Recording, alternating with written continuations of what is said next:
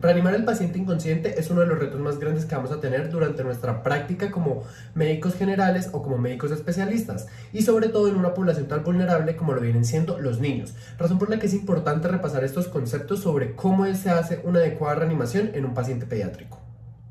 Antes de adentrarnos en el algoritmo como tal, es necesario saber que para una reanimación exitosa debemos tener un grupo de trabajo bien organizado, con los roles para cada uno de los integrantes. Estos integrantes son el reanimador líder, quien va a dar las instrucciones al resto de los integrantes, un segundo reanimador con quienes van a hacer el cambio en las compresiones cardíacas, una tercera persona que se va a encargar de la ventilación, otra para los medicamentos, para las vías, para el monitoreo y una persona que lleve el tiempo. Al ver el algoritmo, lo primero que tenemos que identificar es si el paciente está inconsciente, ya sea por un trauma o si no fue por un trauma.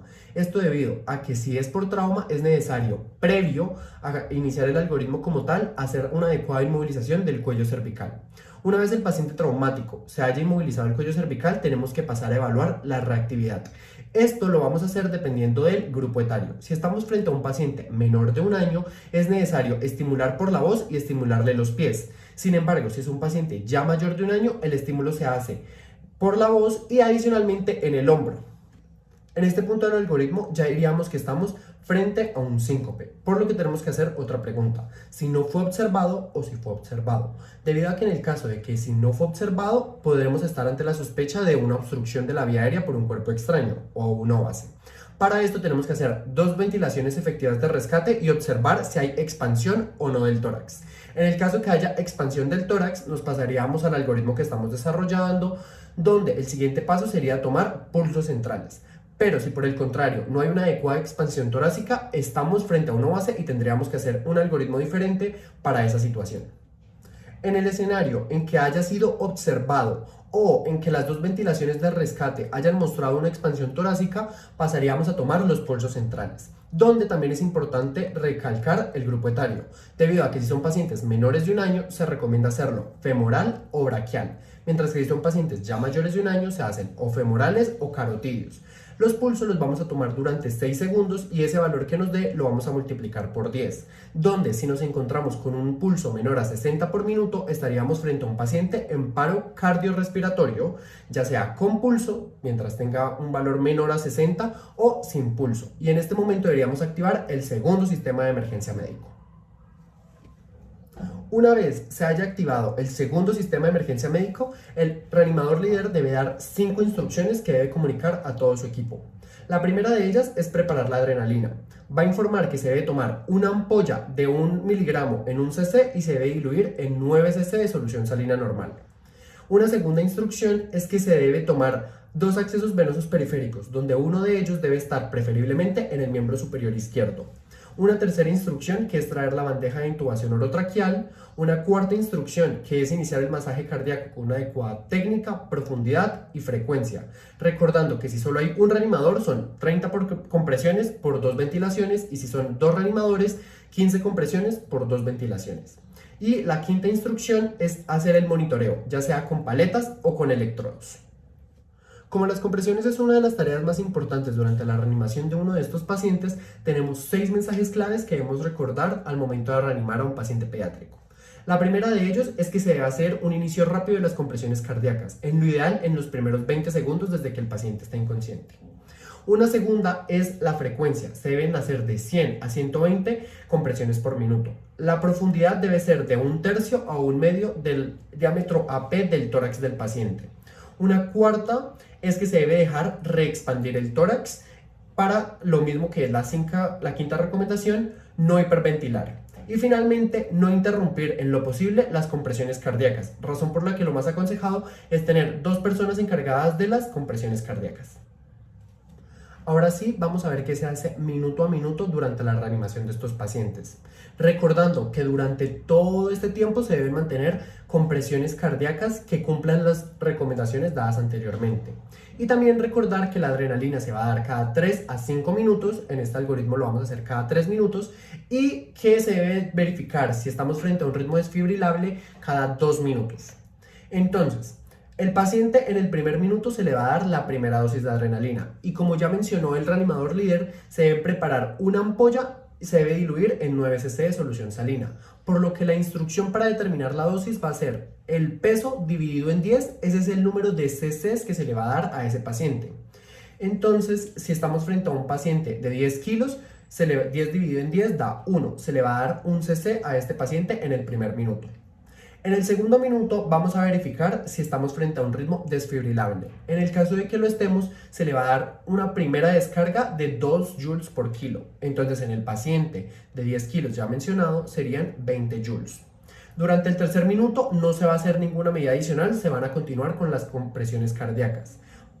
Durante el cuarto minuto, como ya pasaron 3 minutos de la primera dosis de adrenalina, contemplaríamos dar una segunda dosis de adrenalina. Y volvemos a verificar si estamos frente a un ritmo desfibrilable, donde si estamos frente a uno de esos, tenemos que dar una segunda descarga. Y esta vez ya no se va a dar 2 joules por kilo, sino que daríamos 4 joules por kilo.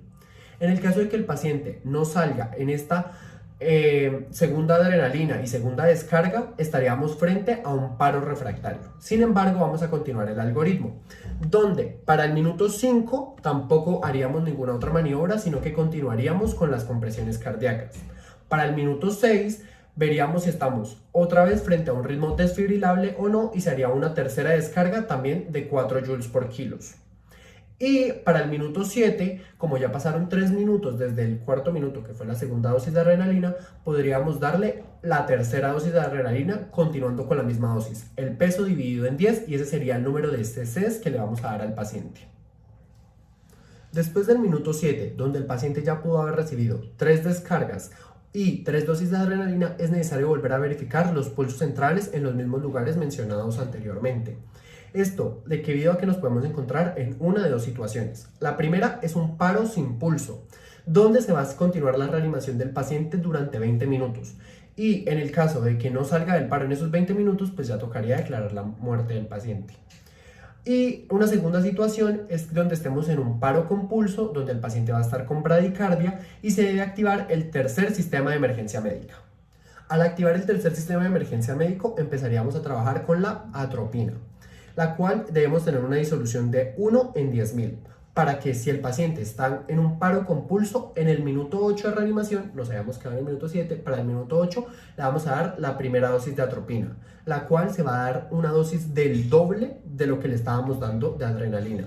Para el minuto 9 y el minuto 10 continuaríamos con las compresiones cardíacas siguiendo las mismas recomendaciones. Y en el minuto 11, si el paciente sigue en un paro con pulso, contemplaríamos darle una segunda dosis de atropina a la misma dosis que le dimos en el minuto número 8.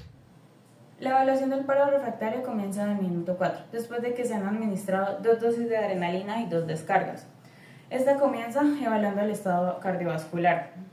Si el paciente está pálido o está moteado, si tiene o no tiene hemorragia, sus pulsos periféricos, el llenado capilar, la presión arterial y el gradiente de temperatura, que se evalúa de distal a proximal teniendo como referente el abdomen. También debo solicitar laboratorios: cuadro hemático, tiempos de coagulación, plaquetas, gases arteriales, lactato, glucometría. ¿Para qué? Para descartar causas reversibles de paro. ¿Cuáles son estas? Son 8Hs y 5Ts. Entre las Hs tenemos hipovolemia, hipoxemia, hidrogeniones, acidosis, hipopotasemia, hiperpotasemia, hipotermia, hipocalcemia e hipoglicemia. Y entre las 5Ts, intoxicación, neumotórax atención, taponamiento cardíaco, trombosis pulmonar y trombosis coronaria.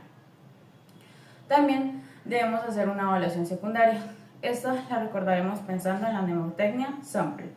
Signos y síntomas: alergias, ya sea personales o en el primer grado, medicamentos que él esté tomando o a los que tenga acceso, pasado médico, última comida y secuencia de eventos.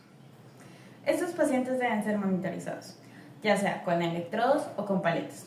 ¿Cuándo monitorizo con paletas? Cuando tengo una alta sospecha de taquicardia ventricular o fibrilación ventricular. ¿Y cuando tengo esa sospecha? En un síncope de ejercicio observado, en un paciente electrocutado sin pulso o en un trauma de pecho en un paciente cardiópata. ¿Dónde se ubican las paletas? En la línea medio esternal y otra en la línea medio axilar. En caso de arritmias, tenemos que hay ritmos desfibrilables y ritmos no desfibrilables.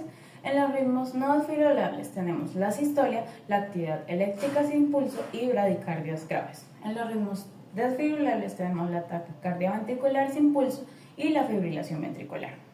Es importante recordar, tener en cuenta que existe una secuencia para evitar accidentes durante la descarga. Para esto vamos a empezar diciendo que vamos a cargar los joules, después diremos cuántos joules vamos a cargar, vamos a avisar que estamos listos para descargar, ubicaremos las paletas, nos retiraremos, le pediremos a la gente a nuestro alrededor que se retire del campo del paciente y descargaremos los joules. Tenemos que tener en cuenta una diferencia entre cardioversión y desfibrilación. La cardioversión es sincrónica. ¿Qué quiere decir sincrónica? Que identifica el QRS y realiza la descarga. La desfibrilación es asincrónica. No sucede esto.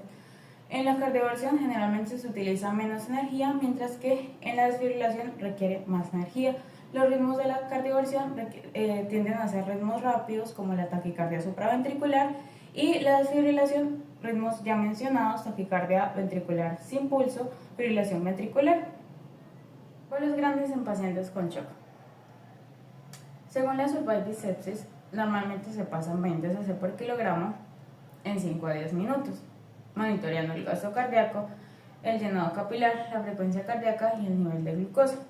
Para pasar un vuelo de estos tenemos que recordar, tomar una glucometría y verificar que el paciente no tenga edemas.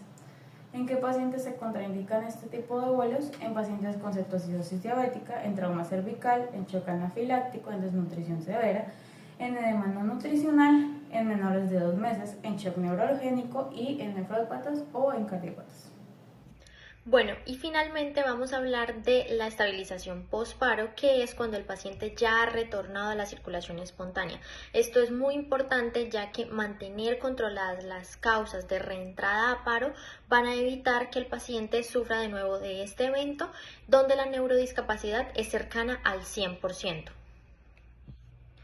Primero es importante establecer una adecuada frecuencia ventilatoria que va desde las 8 a las 30 respiraciones por minuto según la edad del paciente. Segundo, hay que establecer unos objetivos de la estabilización.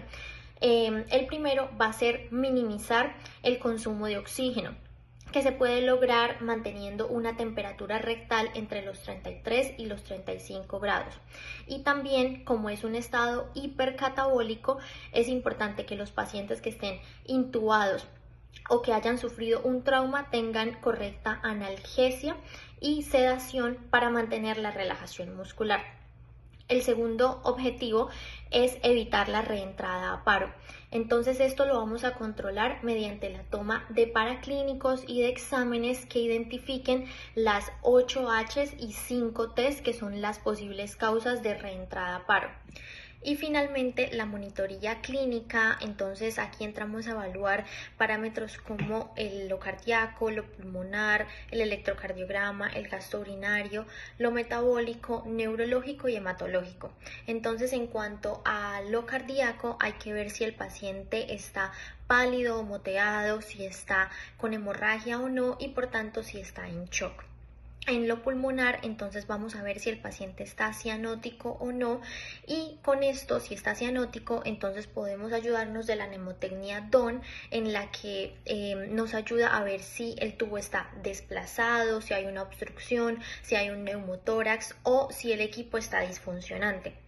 El electrocardiograma también nos ayuda a, una vez retorne el ritmo sinusal, entonces estar pendientes de esas posibles cambios en el electro que nos pueden ser premonitorios de una reentrada a paro, como cambios en la onda T, en el segmento ST, etc. En cuanto a lo metabólico, entonces con los exámenes vamos a evaluar si hay una hipocalcemia, hiponatremia, hipoglucemia y poder impactar en estas 8 H's y las 5 T's, que son las causas de reentrada a paro. También en lo hematológico y el gasto urinario, que es un marcador que simula el gasto cardíaco. Entonces es importante medirlo después de empezar a tratar el shock.